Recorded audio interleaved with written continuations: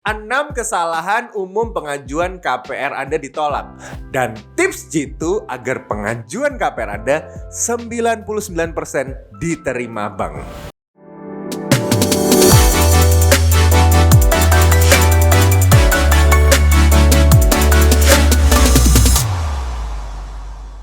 Nah, kita bahas dulu kenapa KPR Anda sering ditolak. Yang pertama, status kerja tidak jelas biasanya. Dalam pengajuan KPR rumah, baru ataupun second, pihak bank akan melakukan pengecekan data-data debitur terlebih dahulu. Salah satunya riwayat pekerjaan Anda. Jadi itu penting, harus Anda perhatikan. Jika kamu memiliki riwayat kerja yang bagus saat pengajuan KPR, kamu berpeluang besar untuk diterima. Tapi, jika dalam proses pengecekan data, kamu sedang dalam keadaan menganggur misalnya, atau hanya kerja serabutan, pihak bank otomatis akan mencoret nama kamu dan kamu tidak bisa mengajukan KPR. 2. Pemasukan tidak stabil atau income Anda tidak stabil. Usahakan kamu memiliki pemasukan yang stabil atau bahkan mendapatkan kenaikan income atau gaji. Hal ini untuk mengantisipasi agar tidak terjadi kredit macet di tengah masa cicilan rumah. Karena seperti yang kita ketahui, pinjaman KPR memiliki masa tenor yang panjang. 3. Menyepelekan syarat dokumen kelengkapan KPR. Kelengkapan dokumen adalah syarat KPR yang utama agar kamu lolos dalam pengajuan kredit.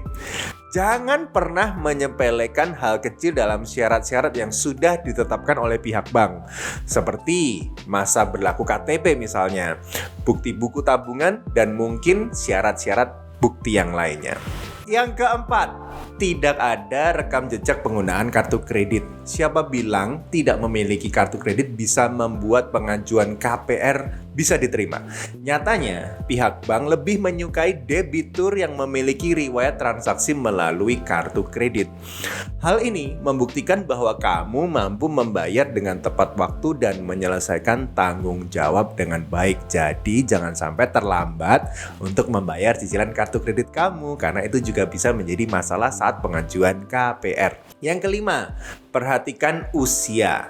Dalam syarat pengajuan, tertulis usia minimal pengajuan KPR adalah 21 tahun dan maksimal 55 tahun. Tapi ada juga yang di atas 55 tahun tergantung kebijakan bank masing-masing. Sebagai antisipasi, jangan mengajukan KPR saat umur melebihi 40 atau 45 tahun dan kamu memilih masa tenor 20 tahun. Karena ini akan membuat pihak bank berpikir 2 kali untuk meloloskan pengajuan KPR kamu. Yang keenam, developer tidak bekerja sama dengan pihak bank. Saat memilih rumah, sebaiknya main yang aman saja. Caranya dengan memilih developer yang bekerja sama dengan pihak bank atau sudah melakukan PKS, proses atau perjanjian kerjasama dengan bank. Kalau begini artinya pihak bank sudah mengetahui latar belakang developer tersebut. Jangan asal pilih karena ada pula developer yang masuk blacklist pihak bank.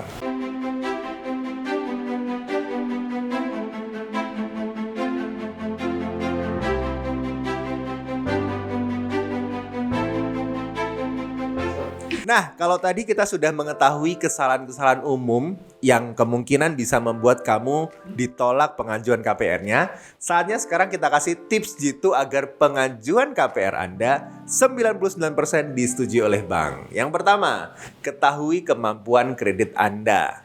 Pastikan bahwa rumah yang akan dibeli telah disesuaikan dengan budget atau penghasilanmu sebelum kamu mengajukannya ke pihak bank. Pemasukan pun menjadi suatu hal yang penting karena ikut jadi pertimbangan pihak bank.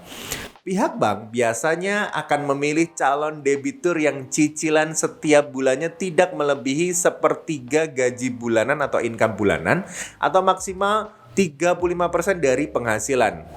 Bagi Anda yang mungkin sudah berkeluarga, penghasilan bisa digabung antara suami dan istri sehingga tentunya memperbesar kemampuan membayar cicilan kredit Anda. Kita kasih contoh, katakanlah penghasilan Anda 15 juta per bulan. Kemudian ditambahkan dengan penghasilan istri Anda 10 juta per bulan. Dan kita tambahkan dengan penghasilan usaha Anda misalnya 5 juta per bulan. Maka total penghasilan Anda adalah 30 juta per bulan. Itu berarti kemampuan Anda membayar cicilan kredit adalah 10 juta per bulan.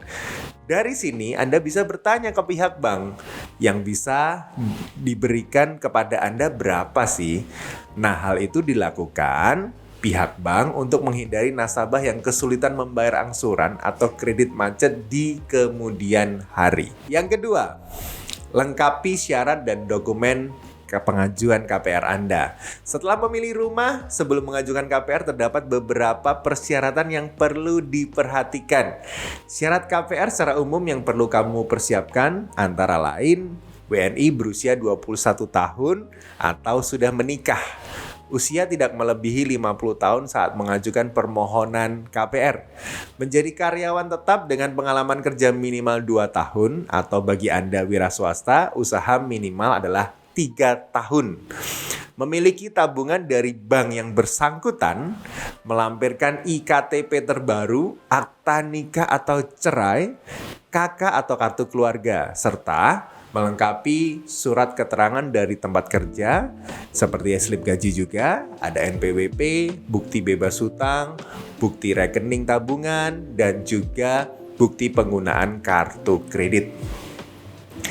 Juga masih ada syarat seperti slip gaji untuk karyawan, SIUP jika Anda adalah pengusaha, lalu fotokopi rekening koran selama 3 bulan, SPT tahunan, lalu fotokopi surat pernyataan karyawan tetap dari perusahaan, fotokopi kartu kredit jika Anda ada, lalu fotokopi bukti penggunaan kartu kredit dan mengisi form FLPP dan aplikasi KPR. Yang ketiga, pelajari siklus pengucuran kredit bank dalam pengajuan KPR. Karena ada waktu-waktu tertentu untuk mengajukan pinjaman KPR agar cepat disetujui, meski terkesan sepele, waktu pengajuan KPR sebenarnya seringkali sangat diperhitungkan dan harus diperhitungkan.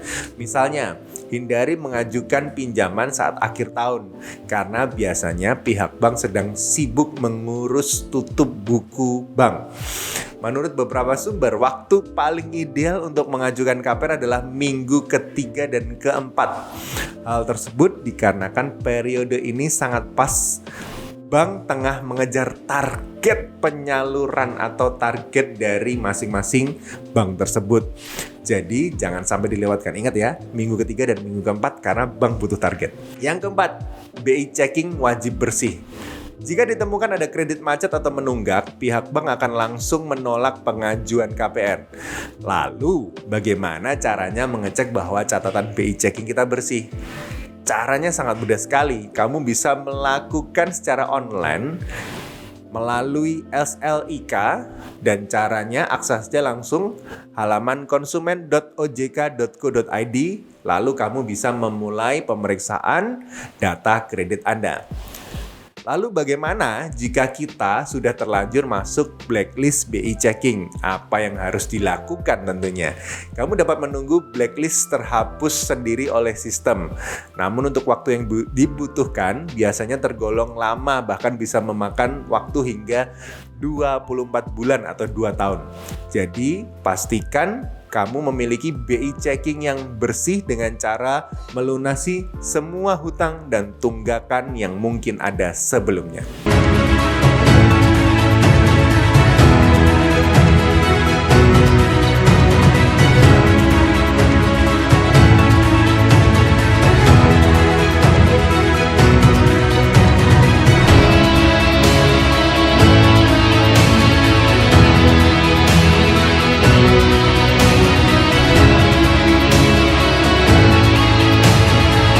Yang kelima, jaga kepercayaan pihak bank.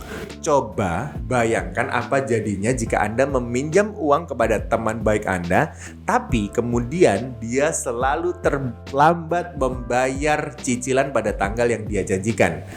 Gambaran seperti apa yang mungkin muncul dalam pikiran Anda terhadap teman Anda? Apakah Anda mau meminjamkan uang yang lebih besar ke teman Anda di masa-masa yang akan datang? Tentunya tidak kan? Nah, image seperti itu juga akan muncul jika Anda tidak menjaga kepercayaan dari pihak bank. Sekali mereka tidak percaya kepada Anda, maka akan sulit sekali memulihkan kepercayaan tersebut. Catatan tentang keburukan Anda akan menyebar ke seluruh bank. Jadi setiap jatuh tempo segeralah bayar cicilan Anda. Jangan pernah terlambat, karena kebiasaan terlambat akan mempengaruhi penilaian bank terhadap Anda sehingga Anda akan mengalami kesulitan dalam mengajukan kredit yang baru atau pinjaman yang lain. Yang keenam, ajukan ke sebanyak mungkin bank. Jadi jangan berpatokan hanya pada satu bank saja. Karena kalau Anda mengajukan kredit hanya ke satu bank saja, belum tentu diterima. Karena itu ajukan ke sebanyak mungkin bank sehingga peluang Anda semakin besar. Selain itu, dengan mengajukan kredit ke banyak bank, Anda bisa membandingkan berbagai hal atau banyak hal dan fasilitas yang ditawarkan, termasuk biaya-biaya yang mungkin bisa berbeda. Di Indonesia saat ini ada lebih dari 100 bank, jadi jangan khawatir kekurangan bank. Katakanlah Anda mengajukan kredit ke 10 bank, maka Anda tidak perlu sedih atau khawatir jika satu bank menolak. Masih ada 9 yang lainnya. Tapi yang harus Anda ingat, pengajuan ke bank harus dilakukan juga secara bersamaan. Yang ketujuh, tipsnya adalah pinjam lagi. Pinjaman pertama yang disetujui akan menjadi catatan emas buat Anda di kemudian hari jika pembayaran Anda baik. Bank akan menilai Anda sebagai orang yang memang layak dibiayain. Jadi catatan bank ini bisa Anda manfaatkan untuk meminjam lagi dalam jumlah yang besar. Jadi pastikan catatan Anda baik untuk kita bisa pinjam uang lagi. Itulah tadi kesalahan-kesalahan dalam pengajuan KPR dan juga tips yang pasti auto disetujui untuk KPR 99% akurat. Jangan lupa follow, subscribe, dan juga komen untuk channel ini supaya kita lebih semangat untuk bisa diskusi tentang properti-properti yang lainnya. See you!